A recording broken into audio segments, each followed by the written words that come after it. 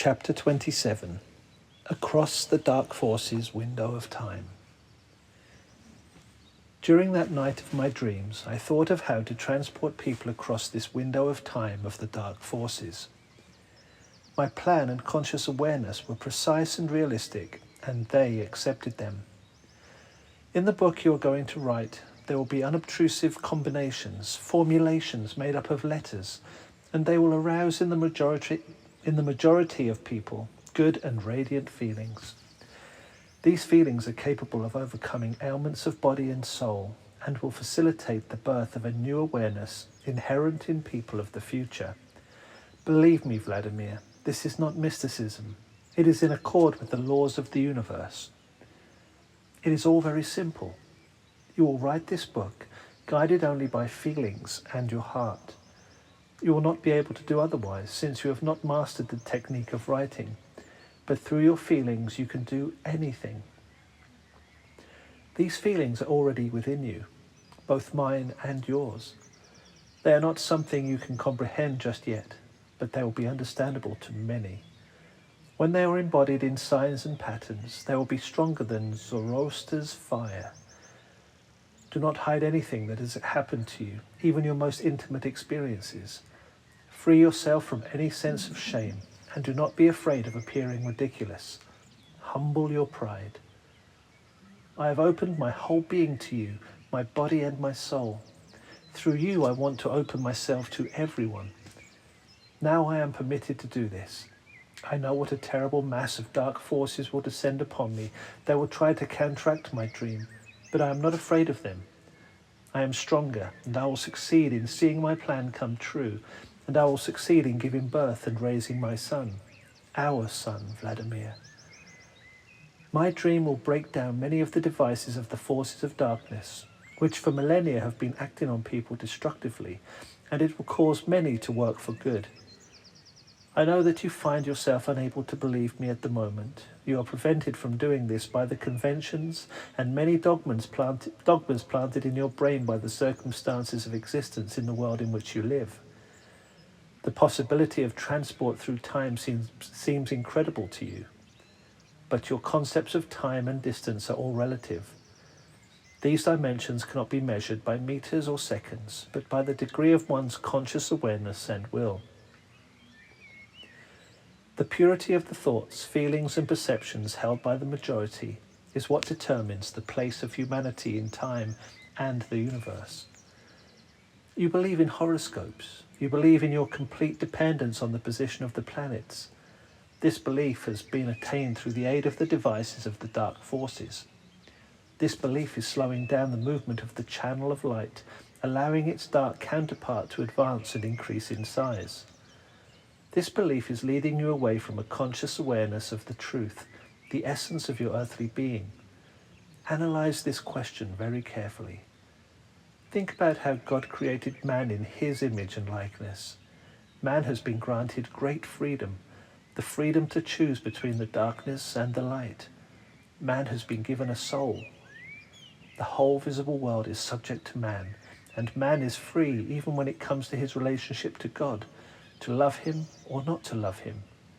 Nobody and nothing can control man apart from his own will. God wants man's love in return for his love. But God wants the love of a free man, perfect in his likeness.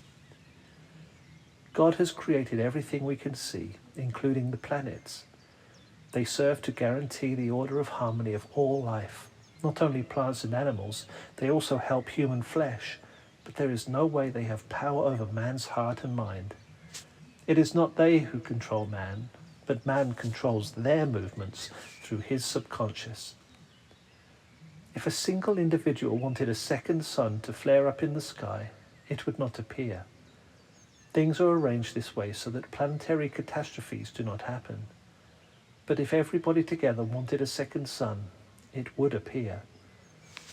In making up a horoscope, it is necessary, first of all, to take into account the basic dimensions, the level of man's temporal awareness, his strength of will and his spirit, the aspirations of his soul, and the degree to which it participates in the life of the here and now. Favourable and unfavourable weather, magnetic storms, high and low pressure, These are all subject to will and conscious awareness. Have you never seen a happy and joyful person on a cloudy or stormy day? Or on the other hand, a sad and depressed person on a sunny day amidst the most favourable weather conditions? You think that I am simply indulging in a crazy person's fantasy when I say that the patterns and formulations of letters I shall put in the book will heal people and illuminate their experience. You do not believe me because you do not understand. And yet, in fact, it is so simple. You see, right now I am talking to you in your language, using your speech idioms, and I even try sometimes to speak with your voice inflections. It will be easy for you to memorize what I say because this is your language, belonging exclusively to you, although understandable to many people. It contains no incomprehensible words or obscure idioms. It is simple and therefore understandable to the majority. But there are certain words or word orders which I have changed, just a little, but only a little. Right now you are in an excited state, and therefore, whenever you recall this state, you will recall everything I have told you, and you will write down what I have said. And that is how my combinations of letters will fall into place in your book. These combinations are very important. They can do wonders, just like prayer. After all, many of you already know that prayers are specific combinations and specific patterns of letters. These combinations and patterns are strung together, with God's help, by people who have an illuminating experience. The forces of darkness have always tried to deprive man of the opportunity of drawing upon the grace emanating from these combinations. To this end, they have even changed the language, introduced new words and removed old ones, and distorted the meaning of words. At one time, for example, there were 47 letters in your language. Now there remain 33 alone. The forces of darkness have imported other combinations and fashions of their own, stirring up base and dark elements, attempting to lead man astray by fleshy lusts and passions. But I have restored the original combinations using only the letters and symbols in use today, and they will now be effective. I tried so hard to find them, and I did. I have brought together all the best from different times. I collected a good many and have hidden them in the lines that you will write. As you can see, it is simply a matter of translating the combinations of signs from the depth of eternity and infinity of the universe, exact in sense, meaning and purpose. Write about everything you have seen, hold back nothing, neither the good nor the bad, nor even the intimate or absurd, and then they will be preserved. You yourself will be convinced of this. Please believe me, Vladimir. You'll become convinced once it is written down. In many who read what has been written, feelings and emotions will be found which they are not yet able to fully understand or make sense of. They will confirm this for you. They will see and hear it confirmed. You will see and hear it confirmed. And radiant feelings will appear in them. And then many will themselves understand, through the help of these feelings, a great deal more than what is written by your hand. Try writing at least a little. When you are convinced that people feel these combinations, when a dozen or 100 or 1,000 people confirm it for you, then you will believe and write down everything. Only believe. Believe in yourself. Believe in me. Later I can tell you things even more significant, and people will understand and feel them too. I'm talking about the raising of children. You were interested to know about flying saucers and how they work, rockets and planets. But I so wanted to tell you more about the raising of children, and I shall do so. I shall explain it when I instill in you a greater sense of conscious awareness. However, all this needs to be read when there is no interference from sounds of manufactured, artificial devices around. Such sounds are harmful and lead man away from the truth. Let only the sounds of the God-created natural world be heard. They carry within themselves truthful information and grace, and increase one's conscious awareness. Then the healing effect will be significantly more powerful. Once again, of course, you have your doubts when you think of me and do not believe in the healing power of words. But there is no mysticism here, no mere fantasy or contradiction of the laws of spiritual being. When these radiant feelings appear in man, they cannot help but exert a beneficial influence on literally every organ of his body. It is these radiant feelings that are the most powerful and effective remedy against any kind of bodily complaint. God has healed through the help of such feelings, as did the biblical prophets and saints. Read the Old Testament and see for yourself. Certain people in your world are healing through the help of these feelings. Many of your doctors know about this. Ask them if you do not believe me. After all, it is easier for you to believe them. The stronger and brighter the feeling, the greater effect it has on the person in need of healing. I have always been able to heal with my ray. Great-grandfather taught me and explained everything when I was still a child. I have done this many times with my dachniks. Now my ray is many more times powerful than grandfathers and great-grandfathers. That is because, they say, there has arisen in me another feeling, the one called love. This feeling is so great, so pleasant, and a little fiery too. I want to share it with everyone, and with you. As for me, I want things to be good for everyone and everything, just as God wanted them to be. Anastasia spoke her monologue with extraordinary inspiration and confidence, as though aiming it across space and time, and then she fell silent. I looked at Anastasia, amazed by her uncharacteristic fervour and confidence, then asked, Anastasia, is that it? Are there no further nuances in your plans or dreams? The rest, Vladimir, is just trifles, nothing of great significance. I merely included them, little things as simple as A, B, C, as I was formulating the plan. There was just one sticking point concerning you, but I managed to resolve it. Well, please go into a bit more detail here. What kind of sticking point was it that concerned me? You see, I made you into the richest person on earth, and I also made you the most famous. This will happen in the near future.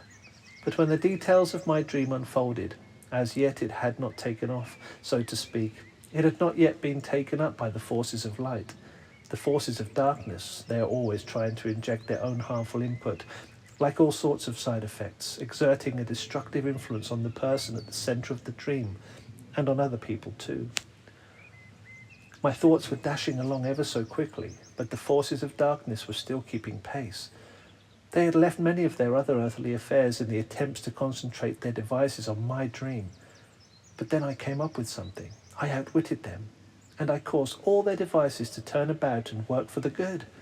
The forces of darkness lost their bearings for less than a split second, but that was enough for my dream to be snatched up by the forces of light and transported into radiant infinity, well beyond their sight and reach. And just what did you come up with, Anastasia? Unexpectedly for them, I extended, just by a little, the dark forces' window of time, the time you'll need to meet the various challenges. In doing so, I deprived myself of the possibility of using my ray to help you. They were confounded, failing to see any logic on my part. And during this moment, I very quickly shone my light on people who will be in touch with you in the future. And what does all this mean? People will help you, will help realize my dream. They will do this with little rays of their own, which will be almost uncontrollable. But there will be a lot of them, and together you will make the dream come true in physical reality. You will be carried across the dark forces' window of time, and you will carry others with you. And becoming rich and famous will not make you greedy or arrogant, because you will understand that money is not the point. It will never buy you the warmth or the genuine compassion of the human soul. You will understand this when you make your own way across the window of time, when you see and get to know these people. And they too will understand. As for the deep knee bends, this kind of relationship with the banks is something I also thought up because you are altogether negligent in taking care of your body. At least you'll be getting some exercise whenever you withdraw money from your account. Some of the bank officials would do it besides. And never mind if it looks a little funny, it means you will find yourself free from the sin of pride. So it has turned out that all these challenges and trials which the forces of darkness have concocted in their window of time will serve to strengthen you and those around you. All this will increase your sense of conscious awareness, and it will ultimately save you from the dark temptations they are so proud of. Their own actions will save you. This is why they lost their bearings for a split second. Now they will never be able to catch up to my dream. Anastasia, my dear precious dreamer, my fantasy maker. Oh, how good of you to say that. Thank you, thank you. It was so good of you to say, my dear.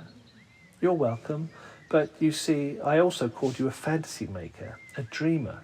You're not offended? Not at all. You do not know yet how accurately my dreams always come true when they turn out so clearly and in such detail. This one will come true without fail. It is my favourite dream, the clearest of them all, and the book you write will come into being, and people will start having extraordinary feelings, and these feelings will call people to action. Wait, Anastasia, you're getting carried away again. Calm down. Only a short time had gone by before my interruption of Anastasia's fervent stream of speech, which seemed indeed but a fantasy. I couldn't quite grasp the significance behind this monologue of hers. Everything she said sounded too fantastic. Only a year later, Mikhail Fernin, editor of the magazine Chudesa I Prikljuchenia, Wonders and Adventures, after reading my manuscript containing this monologue, excitedly handed me the latest issue of his magazine, the issue of May 1996.